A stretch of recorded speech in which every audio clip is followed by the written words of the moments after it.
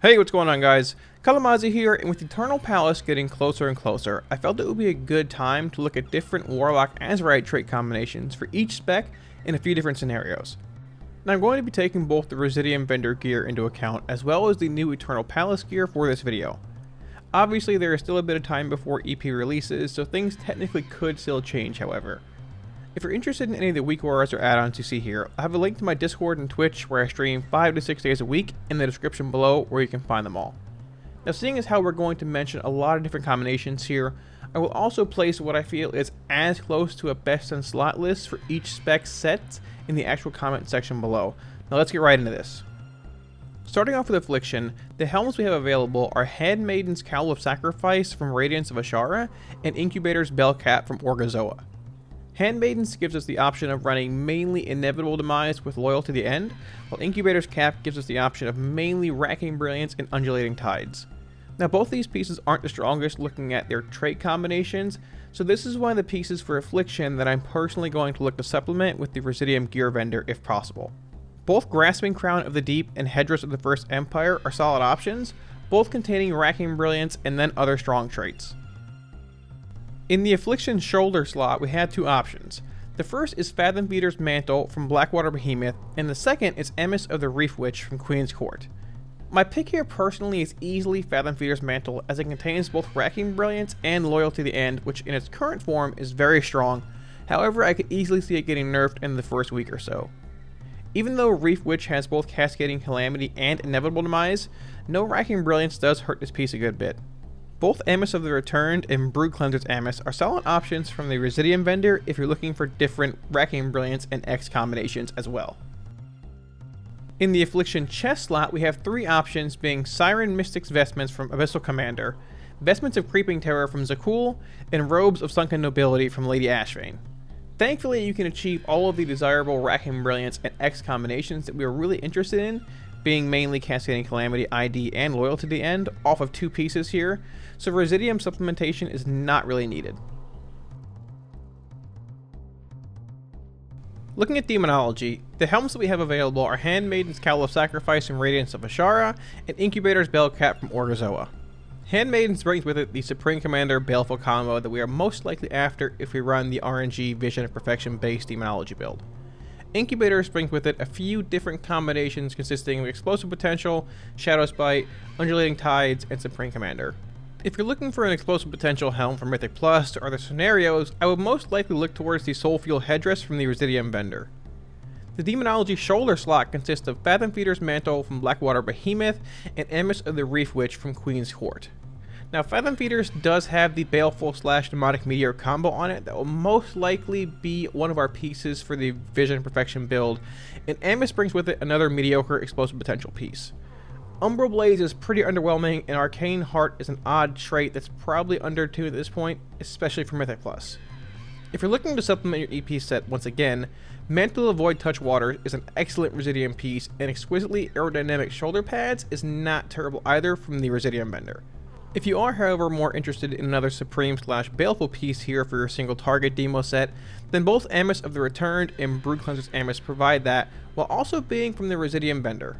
As mentioned, the Baleful/Demonic Meteor combo on Fathom Feeders is strong, but becomes a bit awkward when we look at the potential Chest Azerite combinations from EP.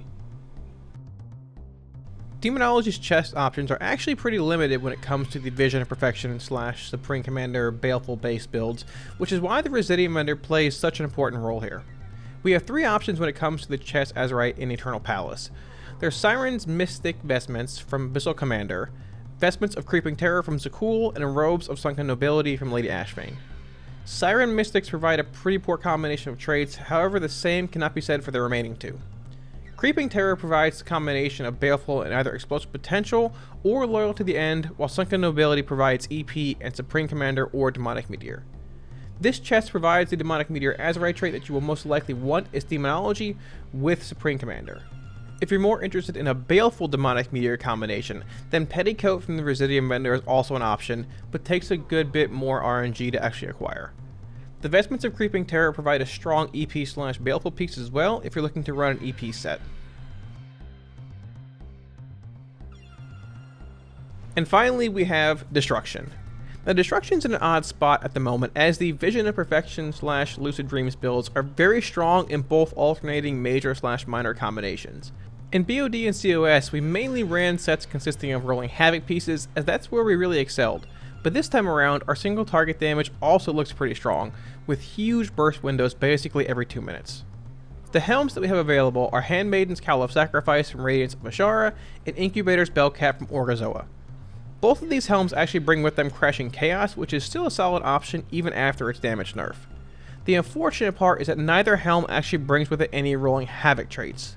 The Residium Vendor does have a few different Rolling Havoc combinations, but I feel the best is most likely Grasping Crown of the Deep here.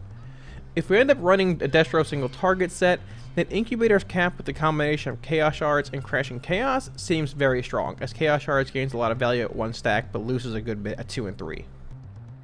Looking at shoulders, our options consist of Fathom Feeder's Mantle from Blackwater Behemoth and Amber's of the Reef Witch from Queen's Court. There are actually 0 Crashing Chaos pieces here, but we do have a solid Rolling Havoc option in Fathom Feeder's Mantle.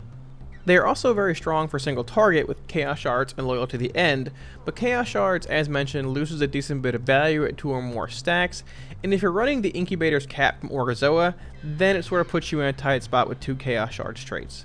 You can supplement with a Residium pair with Crashing Chaos, but with Loyal to the End being an option here, it still might be worth running Fathom Feeders and saving your Residium for other random slots, even at 2 stacks of Chaos Shards. Destruction's chest options are sort of in an odd spot as well.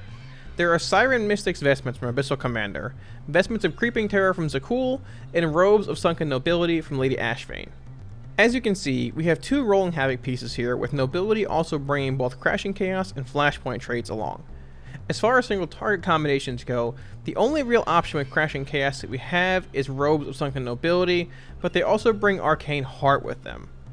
Taking a look at Vestments of Creeping Terror, however, they bring with them the combination of Chaotic Inferno and Loyal to the End, which is actually not a terrible single target Destro combination because, like Chaos Shards, Chaotic Inferno brings with it a good bit of value at 1 stack, but then loses a good bit at 2 or more.